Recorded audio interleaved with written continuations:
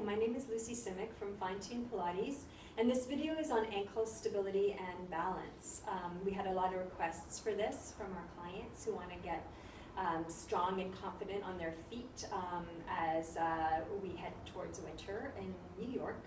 Want to stay strong and confident on those icy sidewalks.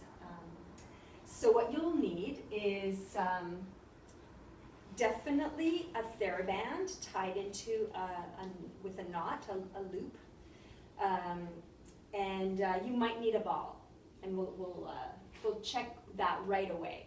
So the reason you would use the ball is sometimes when we go up on our toes, our ankles go out to the sides. So if you're at risk for that, if that feels like something that you feel like you need a little bit of help with that, you're just going to take the ball and put it between your heels, so that keeps the ankles more centered. If you don't need the ball, you don't have to use it. You can try and strengthen the ankles without using the ball. So now you want to make sure these first few exercises that you're in a neutral position, so your ribs are connected, your back isn't overworking, you've got a little bit of that core, your head, your ribs, your pelvis are right over your legs. And when we do our exercises, you're not shifting anything. Everything's staying like you're sliding down a wall. All right, here we go. So standing in parallel. If you need the chair, it's right there. You can test yourself by just keeping your hands at your sides, and you're just going to rise up and back down. And we're going to do 10 of these. You don't have to do the whole 10. You can work your way up to 10. This is 5.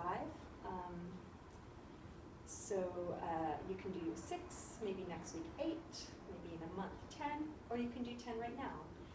This is 9 and 10.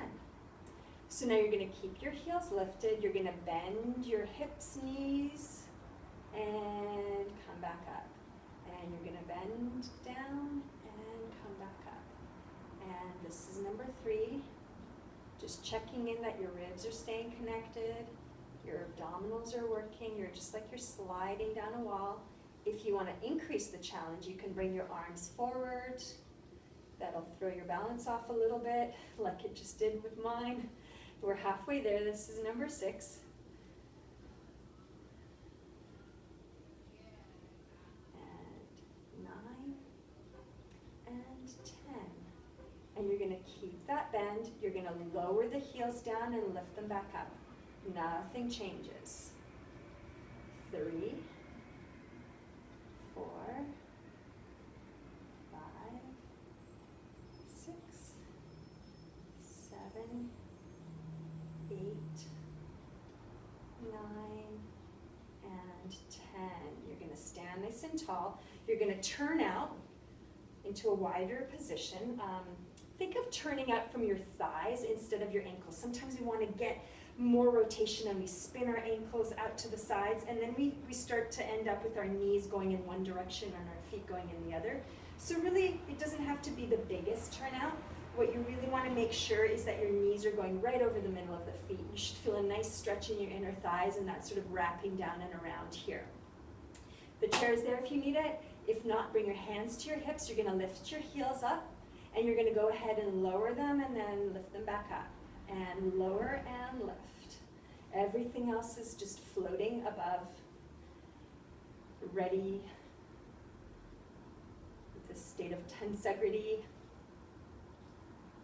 And 7, 8, 9, and 10. And then from there, you're going to go ahead and maybe widen a little bit more. Find a deeper plie. You can bring your arms out to the sides as well. And then from there, you're going to go ahead, lift the heels up. Now you're going to dip your hips down and back up.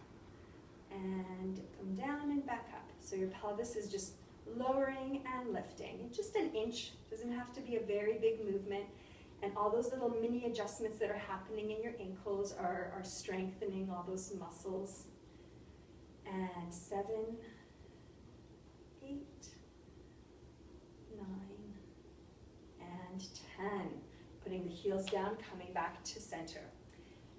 So now we want to make sure that we can stand on one leg and then the other. So sometimes when we stand on one leg, our ribs go over and it creates this sort of unbalance. So what you want to do, if that's happening, maybe on one side it does that, and on the other side everything seems fine and easy. So when you're going to that side that feels like you're going to topple over, maybe if your ribs are going up further, think of your hip going out to the side. Maybe there's a little tightness in that hip and you just want to encourage it to go to the side. Our hips move to the sides more so the ribs can stay right over the hips. So you might want to check in the mirror and see if you can do these exercises in a mirror at home. Now we're going to increase the challenge by coming into a little bounce and then standing on one leg. And you bounce, bounce, and then stand on one leg. Bounce, bounce, stand on one leg. And think more of planting that foot in the ground and sending energy through the top of your head. So your whole back line on that, your right side here is engaged, your left side is engaged, and you're kind of finding that middle little bounce, and then finding the sort of momentum up. So there's a sense of suspension. So you're giving yourself that suspension. You don't want to go there and then come all the way back down. You want to hold it there and train your body to feel that sense of energy. All right, so if you've got that, we're going to move on. So you're going to go ahead and take your theraband, and we're going to work, this is going to be the standing leg. The side that the chair is on will be the standing leg. The other leg is going to be the working leg. So if the most challenging position is to keep the theraband around the shins or ankles. This makes it a little bit easier up here. And if you want it even more, if you want to work your way up to this, you can just take the theraband off. Just standing on one leg sometimes and doing exercises is probably strengthening enough for some of us. All right, so I'm gonna choose the biggest challenge for today. My hand is here in case I need it. You're gonna go ahead and keep those hips level as you slide the working leg forward.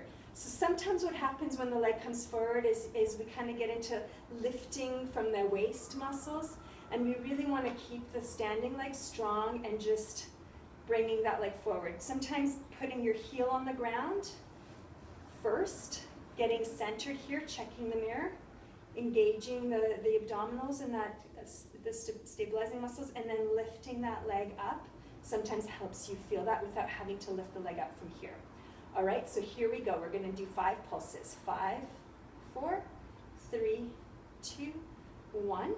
And then you're going to bring it to the side, again, without letting that hip do all the work, the waistline muscles do all the work.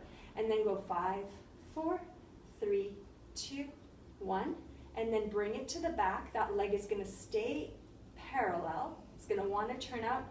You can take a look, make sure the toes are pointing forward, and you keep that back leg straight, the knee. Keep it really straight so you don't want to use your hamstrings. You want to work those low glutes, and you're going to go up 5, 4, 3, 2, 1. And just checking in. Sometimes this makes us do this. So really keeping this working as you work the low glutes.